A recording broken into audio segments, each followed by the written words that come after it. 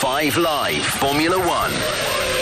Hello, welcome along to this evening's show, coming to you ahead of this weekend's Spanish Grand Prix. This weekend will be the 7th race of the season out of a now 21 race calendar, so we are officially a third of the way through, and it is Red Bull who are, let's face it, dominating. So much so, there's talk of the team winning every race of the year, and it's the two-time champion Max Verstappen who leads the Milton Keynes-based team forward and leads the championship from teammate Sergio Perez by 39 points.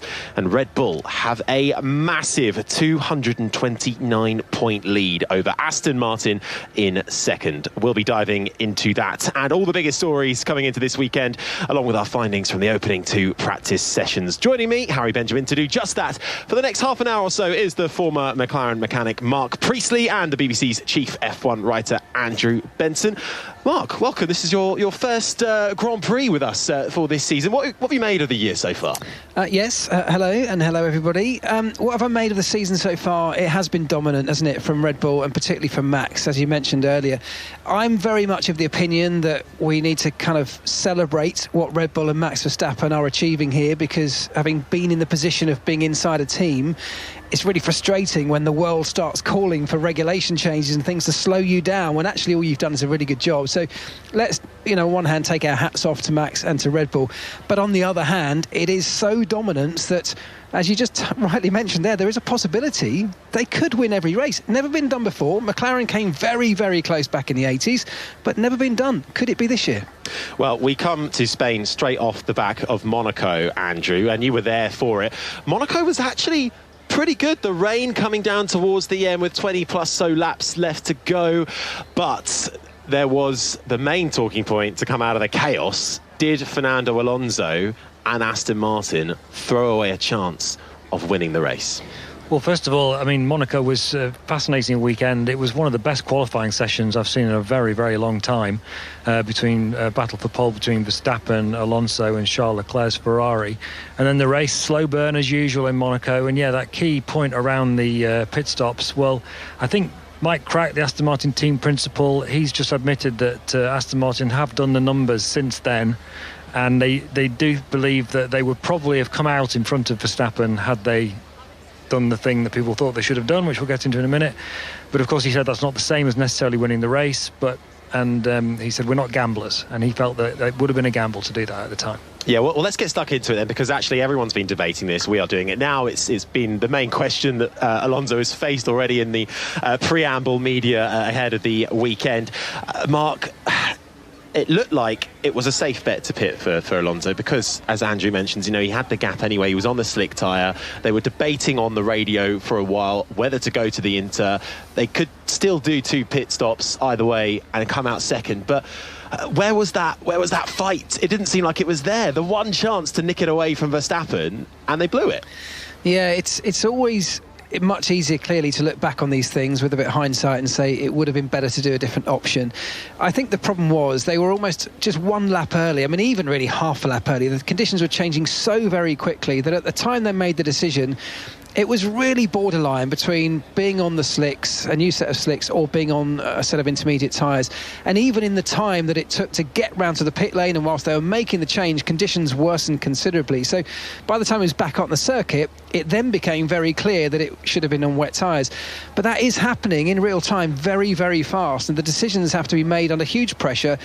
The point was they had such a big gap behind them, they could afford, and it was almost a gamble going onto slicks as much as it would have been a gamble going onto wets to be one of the early ones. Going onto slicks, and if he got it wrong, which they did, meant they still had the opportunity to come back in a lap later, get onto the wet tyres and still not lose a position. So from that point of view, they stayed second. It's a great result for the team, but you're right. I mean, I think we would have all loved to see them just roll that dice, be a little bit more aggressive and get onto the wet tyres early, and maybe we would have had that rare occurrence of someone other than a Red Bull winning a race. Well, we debated it, and we can continue to debate it, but let's hear from the man himself. I don't know. I think if we had the crystal ball and we know everything, maybe you do things differently, but I think we had a free stop at that time, so we could stop for dries and see how the situation was, and then eventually, if it rains heavier, stop for inters, and it's what we did. So we are P2 in Monaco, so it is a little bit amazing that we're still talking that we did something maybe potentially wrong, and if we had to stop for Inters, we will talk that Red Bull stopped 1 lap too late for Inters or something like that. So there is always this search for perfection, for each team, that is sometimes difficult to get when conditions are so changeable. It's been some time since you've gone into race weekends looking at podiums, not as a distant possibility, but as a realistic chance. How much have you had to tweak that mindset coming into this year to be ready to pounce on those opportunities? Not much. No, not much. I didn't change anything. I was always going into the race with fighting for whatever position with the mentality of getting the maximum from the car. Sometimes it's P7, sometimes it's a podium possibility. And I know that in Formula One has been a few years already, since Ferrari times, but the endurance, I was going into every race winning the race or the World Championship, so it's not that long ago. That was more of a given, though, in those days. This weekend, to be here in front of your home fans, knowing you have a car to take you to a podium and maybe to the top step, how does it feel to come here? It feels good. Obviously, there is a special energy every time in Spain when I come here and I see all the fans. I don't think realistically we can fight for the victory. Let's be clear.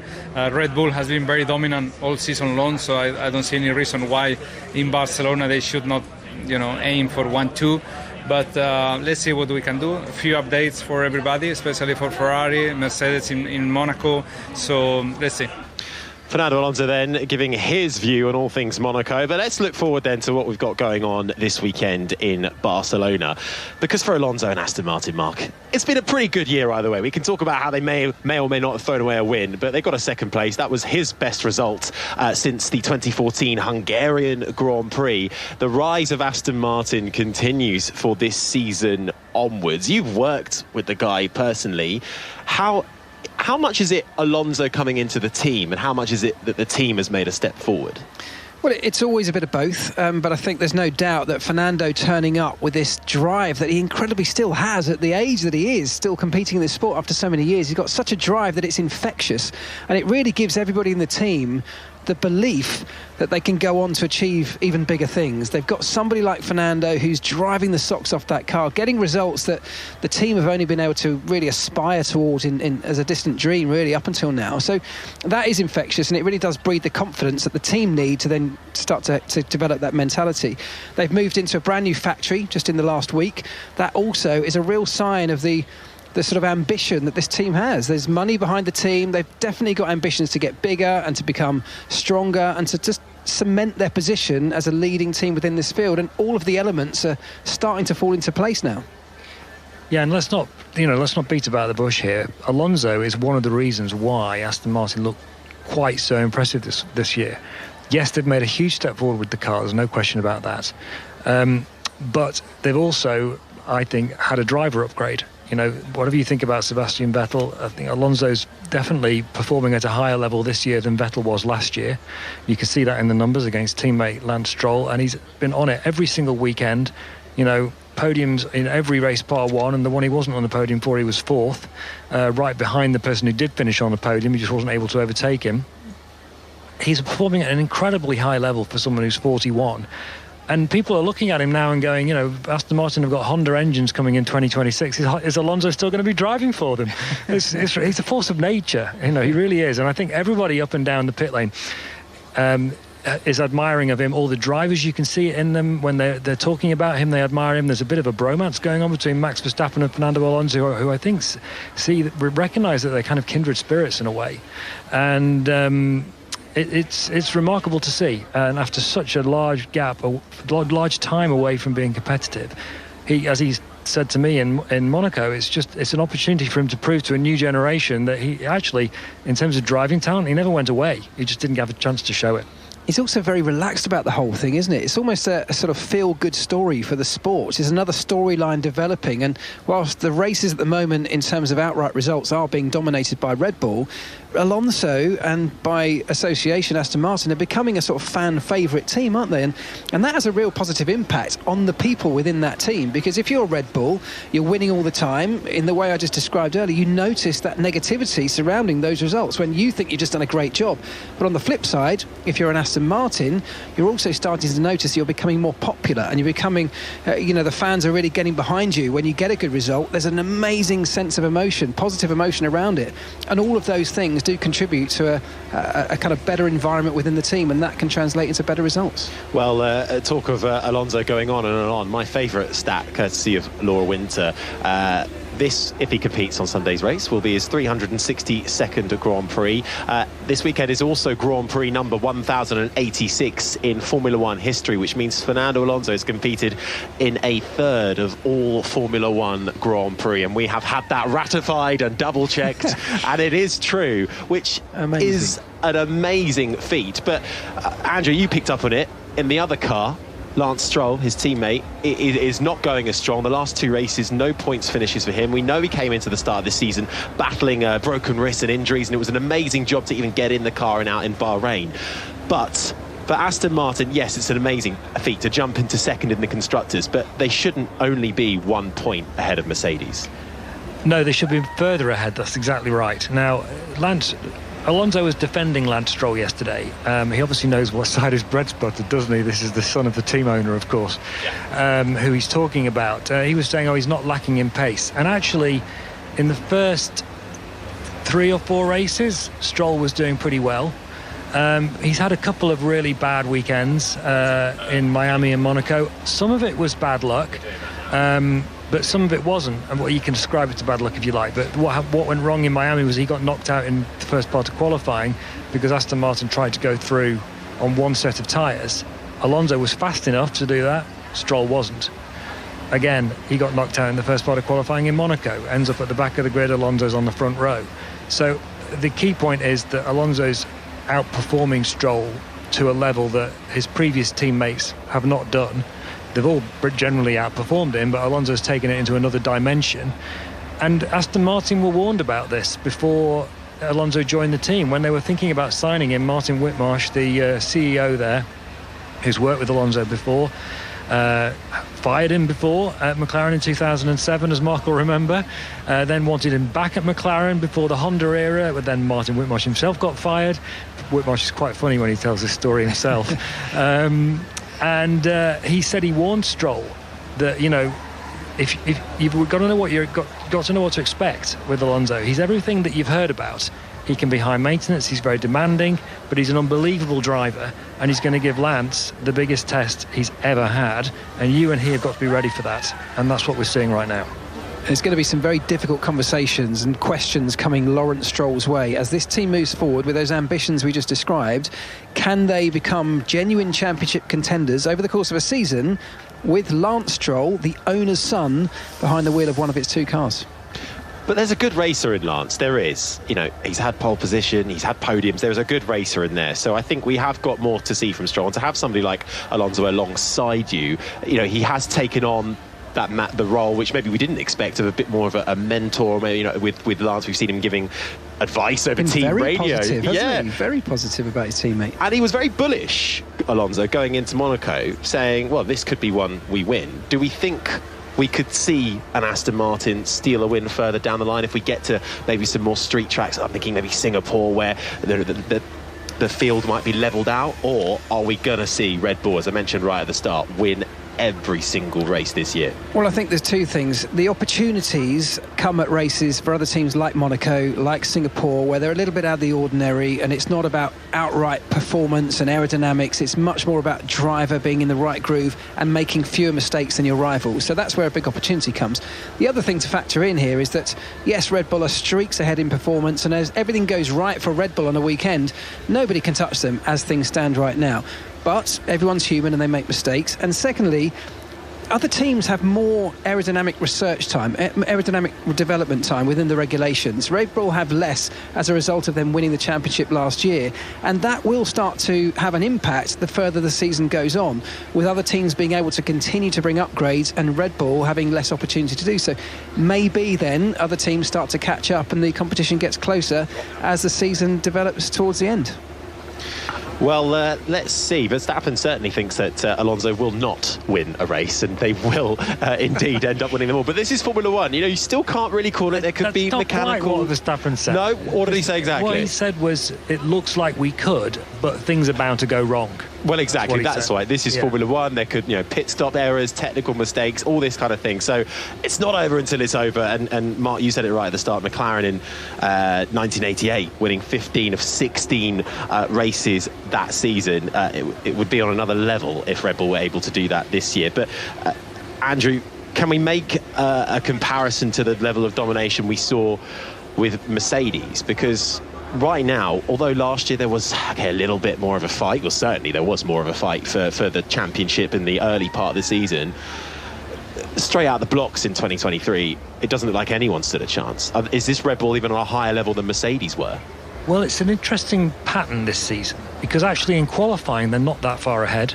They are ahead, but they're not that far ahead. Remember, Charles Leclerc's been on pole once this year. And the average gap in qualifying is somewhere like a tenth and a half or something between Red Bull and Ferrari, which is definitely a lot smaller than what Mercedes had at the height of their dominance in 2014 to 2016. After 2016, it got a lot closer, particularly with Ferrari, who should have won at least one championship. Probably would have done if Alonso had still been there, in my opinion. But anyway, but in the races, it's a completely different matter. They're in an absolutely different league in the races. Verstappen's won every race by 30 seconds or so, pretty much, apart from Australia, which ended under a safety car. So that tells you a lot about the level of dominance.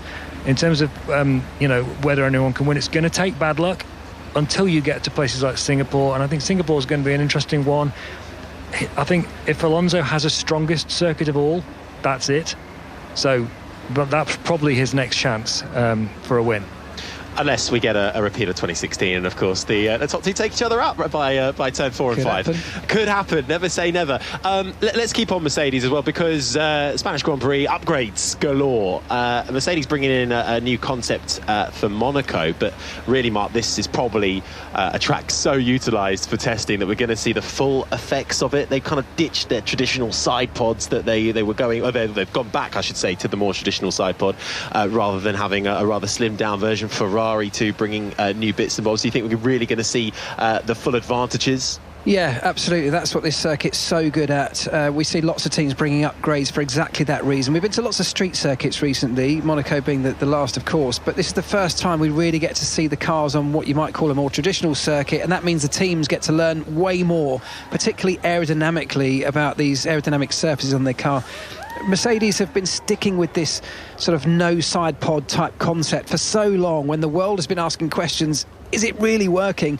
And eventually they've had to sort of capitulate and say, well, look, okay, it's not working, let's try a different avenue. And we're seeing this actually across the grid, where teams are going to start to converge on a sort of preferred design. Ferrari today in Spain brought new side pods as well, moving more towards sort of Red Bull and Aston Martin type style. So the teams are all doing this, and Mercedes and Ferrari, I guess to the same extent, need these upgrades to work. Today's all been about collecting data, collecting an understanding and learning about the car on a real racetrack, as opposed to their simulations and wind tunnel stuff. And from there, they'll be able to use that, hopefully, as a basis to develop. And, of course, what we all want to see are those two teams in particular at the front of the field closing that gap down to Red Bull.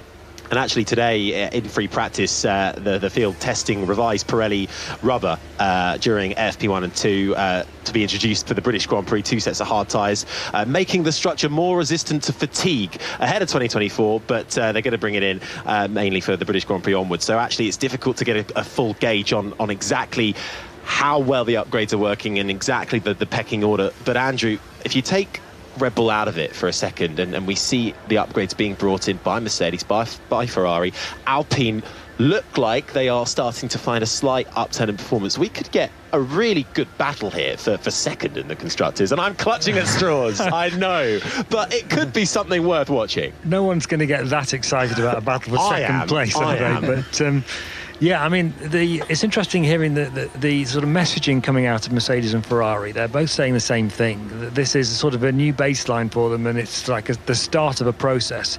They're not necessarily expecting a huge step forward immediately, but they hope it's opened an avenue through which they can then make a big step forward. You do have to ask the question, well, why didn't you do it before then? That is the question everyone has been asking.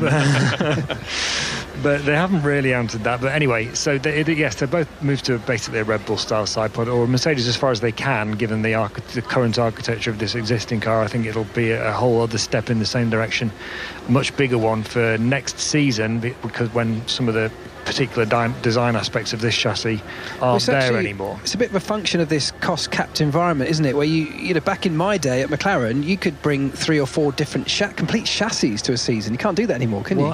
Do you know what, Mark? I think one of the interesting things about the cost cap is everybody agrees that it's a good idea because it stops people spending $300 or $400 million and others not being able to catch up with them. But actually, I think it has brought with it some negatives, and that is one of those negatives. It kind of locks in performance for a season in a way that wouldn't necessarily have been the case before. So I've got 2 ideas around the cost cap. I'll float them out there. So tell me what you think. One is to sort of negate exactly what you just said. Could we have an amount of budget that you're allowed to unlock maybe once every 2 years? So if you are behind, you unlock your extra 50 million or whatever it is, and you can play that card once every 2 seasons or something like that to allow you to catch up, to allow the field to catch up.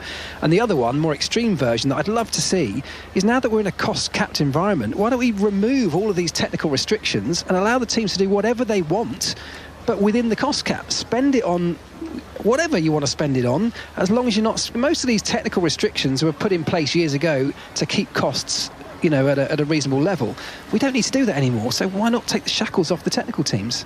I mean, on paper it sounds great, and the cost cap for this year is 135 million, I think, for the teams. It's dropped down from last year. Dollars, which has dropped down incrementally. And only, you know, the likes of Haas are able this year to fully utilise that, which maybe is where your idea slightly falls down, because not all the teams, especially ones at the back, we might well get some new teams over the course of the next few years. How many can actually utilise the cost cap to its full advantage? But equally, we've seen that there are also particular wordings within the regulations. There are some ways that perhaps teams can get around the cost cap. Well, one of them got around it last year by spending too much. And now they're the dominant team. Exactly, exactly. There's quite a few people on social media pointing out that too, whether that punishment was really a punishment. But anyway, I think, look, the new rules in the cost cap, they've not worked in a number of ways. But one way they have worked is the field spread is much less than it was. It's down, it's like a second and a half, but in qualifying anyway, between the fastest and the slowest cars, which is a significant step forward in terms of bringing the field together compared to the years before that. But paradoxically, there is now this situation where one team, despite that, is showing dominance that's potentially as great as any team has ever shown in the history of Formula One. But I guess when you have a big technical change like we had last year, you always, you know, it's highly likely where we're going to get something like this, where one team just simply does a better job. And what the cost cap should do over the slightly longer term is start to minimise that. As teams begin to converge, they begin to see everyone else's ideas. We're already seeing it with the upgrades coming and aerodynamic changes with certain teams following the leaders of Red Bull. Over time, and I'm talking a season or two, that spread across the field, I hope, will come down. And because we're in a cost-capped world, it will stop the big players just being able to pull away by completely redesigning from scratch again. So I hope in the longer or medium to long term it will actually work. Well, we'll see if the FIA start implementing the Priestley method. And we'll keep abreast of that one. Let's get onto the track. Circuit de Barcelona, Catalunya. One they are very familiar with, used extensively, of course, on the Grand Prix calendar, but also for testing as well. This weekend will be the 33rd race around this track. But Mark, we've got a new layout, well, an old new layout, because they've got rid of the chicane that took you, the final 2 corners, which took you onto the main straight. That is now one long right-hander. which was last used back in 2006. Yep. So the only man in the grid who had experience of that was Fernando Alonso, and still going strong. But how much of that is going to have an effect? Because we know tyre wear is generally quite high anyway on this circuit, but also now that takes into account we're going to have much faster lap times, right? Yeah, much faster. So everyone's been screaming for the last few years to get rid of that chicane. They've finally done it. Now the proof will be in the pudding this weekend of whether it's going to work or not. The idea being that people used to come out of that slow chicane so slow that the car in front, if there were two cars fighting, would get on the power so much earlier than the car behind. There was very rarely an opportunity for, by the end of that straight, for the car behind to catch up and affect an overtake. So hopefully it might promote more overtaking, but only time will tell on that one. In terms of tyre wear, it's a very abrasive circuit. The front left tyre takes a huge amount of punishment. You had to manage it all the way through a lap to sort of look after or retain a little bit of life just to get you through the final sector. And what's happened now with the very fast, two fast right-handers closing out the lap is they're now high speed, long duration, which puts a huge amount of energy for a long period of time through those left-hand tyres, and we may see that tyre degradation gets even worse. That could be a good thing for us. Let's wait and see. Do you like this track, Andrew? Well, it's not Spa or Suzuka, is it? But let's be honest. But I tell you what, I've been going to Barcelona for longer than I care to remember, and I used to love going to stand and watch at those last two corners back in the 90s and early 2000s. They were a fantastic pair of corners. And that chicane was an abomination, let's be honest. It was one of the worst corners on the Formula One calendar. So thank goodness they've got rid of it. Say how it is. Well, there's no point sugarcoating it, is there? It was. And all the drivers agree. It's not just me saying it. The cars would clatter over the curbs, and it was just terrible. And even then trying to get into the pit lane as well, if you're in a battle, a bit tight. Yeah, awful. So I think it's a big step forward. Whether it makes any difference to overtaking, I don't know, because the reason they put the chicane in the first place was to try to improve overtaking. Now they're taking it out to try to improve overtaking. So we'll have to wait and see. 75 overtakes last year, 43 of them were done on the track, so that's how we can gauge whether or not. We will have two home drivers though, of course. Fernando Alonso, we mentioned, Carlos Sainz as well in the Ferrari. It's not looking great though in terms of the stats. Spanish drivers have never finished on the podium together or shared a front row on the grid. However, this season Alonso and Sainz have started every race in 2023 in the top 6. Yeah. So going well. That's my stat. I'll ask you out of the way. Andrew's going to double check that as we're talking. But the home advantage, is that a real thing? Well, it is and it isn't. It is in terms of 100% you get an energy from the crowd. I mean, I remember going to the British Grand Prix even as a team member and really taking that energy from the British crowd. You see the flags supporting your team and your drivers, and it makes a positive difference to the mindset and the mood and the environment that you're operating in. So that definitely helps. But on the flip side, there's more media commitments for the drivers. They tend to have a busier schedule. They've got their own personal sponsors on site for the weekend. So the overall weekend becomes far more intense for them for lots of reasons. And of course, different drivers react in different ways. But I think both of those two drivers, Alonso and Sainz, Prediction? Alonso certainly in a pretty decent position with that car, as we've talked about. Sainz with a decent upgrade on that Ferrari, and as we go through the weekend we'll really see whether that's working for them, particularly on race day, which is where they need the performance to really improve. Okay, well look, we are just about out of time, but before we go, predictions. Your one prediction for the weekend doesn't necessarily have to be the winner, Verstappen. Your prediction. Oh, that was something that could happen this weekend. My prediction is that we're going to get a really interesting race for the first time at Barcelona. In terms of strategy, tyre degradation, the unknowns of this final corner, we've got bouncing and porpoising returning for the first time. Teams have got to deal with all of that, and I think all of that could translate into something quite fascinating. Plus a bit of rain, perhaps, on the cards. Ooh, you make it sound really good. Andrew? I'm going to stick my neck out a bit, and I'm going to say maybe it's not that much. Max Verstappen's going to beat Perez to pole by more than half a second. Okay. Is that sticking your neck out? Yeah, I was. Hang on. You definitely said Verstappen first, didn't you? Yeah. I'm sorry, but that's not a bold claim. It didn't have to be fair. I didn't specify that it had to be bold, but Andrew's cheaped out on that one. Then I'm going to go for. We are going to get a Spaniard on the top step of the podium. Wow. No. Just on the hang podium. Well, on the podium. We can only on the take podium. your first answer. On the podium. Carlos or Fernando, one of them. We're out of time. What a shame. But thank you, Andrew Benson. Thank you, Mark Priestley. We will be back tomorrow, where you can catch qualifying on the BBC Sport website, and then on Sunday you can hear the race in full right here on 5 Live from 2 p.m. Thank you very much. I've been Harry Benjamin. This has been an IMG production for BBC Radio 5 Live.